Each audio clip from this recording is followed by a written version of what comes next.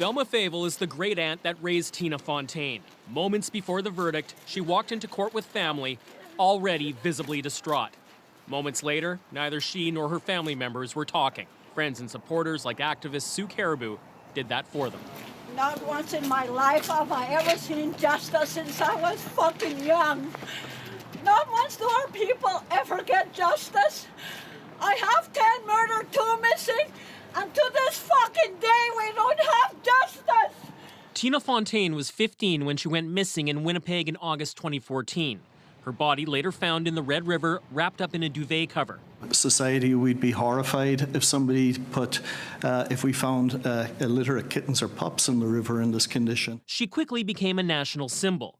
Her death added urgency to calls for an inquiry into missing and murdered Indigenous women and girls. Fontaine was also in foster care and ran away from a supervised placement in a hotel, a practice Manitoba has since banned. All as calls rang loudly for justice, particularly from the Indigenous community. Early on, Raymond Cormier was questioned in Fontaine's death. Don't focus on me as the guy who did this because I didn't do it, right? Okay.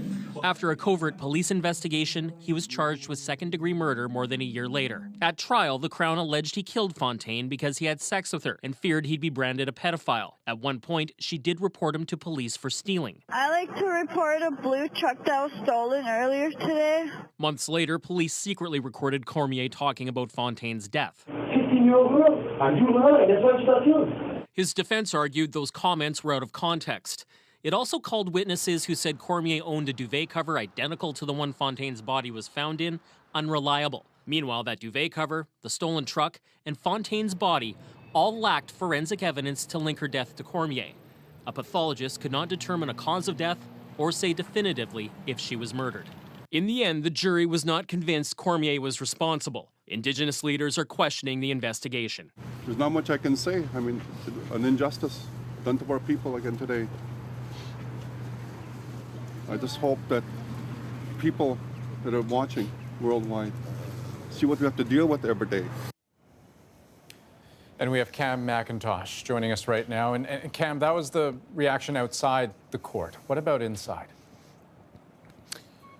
Well, Andrew, as it got underway, a lot of tension, a lot of nervous energy. To put it in context, for the last 3.5 years, this has been a very high-profile case here in Winnipeg and across Manitoba and across the country. A lot of people had their minds made up when Raymond Cormier was arrested and charged more than a year after Tina Fontaine's death. And frankly, the shadow of the Stanley verdict in Saskatchewan set a tone coming into this trial. So when things got going, we went into the courtroom around the same time Thelma Fable did. She took her seat with her family, her friends, her supporters. The media was sitting on the other side of the gallery. Raymond Cormier was brought in. He took a simple glance. He went and sat in the prisoner's box. The judge made a statement before Cormier came in, acknowledging the emotional nature of all this. He asked anyone that couldn't keep their emotions in check to leave. No one did. The jury then came in. They looked very somber. They weren't making eye contact with anyone. Juries rarely do. When the verdict was read out, it was very quiet. It was hard to hear it at first. And then there was an audible gasp through the room. It sounded like disbelief, sorrow, disgust from many people. And keep in mind that this trial started off with the presumption that Raymond Cormier was innocent. It concluded with that verdict. Still, for the family, a lot of pain. Tina Fontaine's mother left the court, stormed out, yelled "F you" at Cormier. Thelma Fable, who was sitting just a few meters behind him, said, "I hope you're happy in hell, you effer." Outside here on the court steps, though, Indigenous leaders were raising the question, if not Raymond Cormier, then who is responsible? It might not be this accused person that took her life, but someone took her life. That fact remains, and we must get to the bottom of it.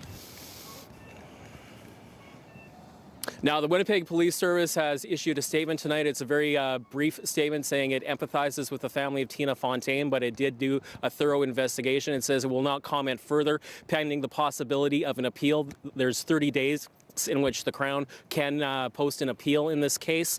As for further reaction, out here on the court steps, it was very measured. There were fears that there would be a large gathering here tonight and potentially a very angry gathering that didn't materialize. However, there will be a rally here in Winnipeg tomorrow starting at 10:30 local time, where I'm standing at the courthouse that's going to march down to the Forks here in Winnipeg.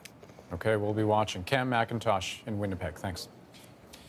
Now, as Cameron said, the case of Tina Fontaine touched a nerve across the country, escalating calls for an inquiry into murdered and missing Indigenous women and girls. For a lot of people to see and understand and to hear what's going on would, I think, help lead to solutions and bring, the right people together to create the solutions that we need. Her case prompted other families to tell their own stories of loss and to join the appeal for a serious government response.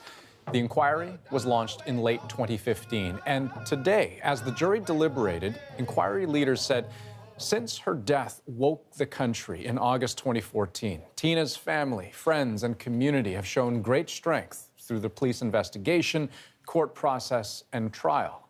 May our warmth and love wrap around each of them. Tonight, the Minister of Crown Indigenous Relations, Carolyn Bennett, said Tina Fontaine's case underscores the need for the inquiry to complete its mandate. We need to examine all the factors that lead to these violent acts, including policing, child welfare, health care, and the social and economic conditions, the minister said in a statement. As a society, we can and must do better to improve outcomes for Indigenous girls and women. Now, today, the latest set of hearings in the National Inquiry wrapped up in the Nunavut community of Rankin Inlet, and it ended with some powerful testimony from a well-known voice. Inuk singer Susan Aglu-Kark shared her personal story about the lasting impacts of childhood sexual abuse by someone who she says was a friend of the family.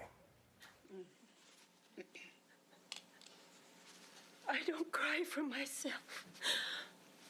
I cry because I found out on Tuesday that he's been charged again. After 25 years here in this community, how many more victims? Nothing's changed.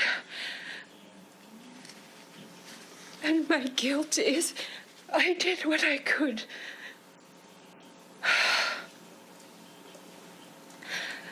I did what I could 25 years ago.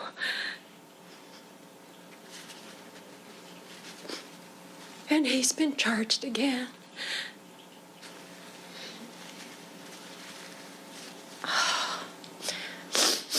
It is not just a violation of the body. It's an ongoing violation forever of the mind and the heart and your life.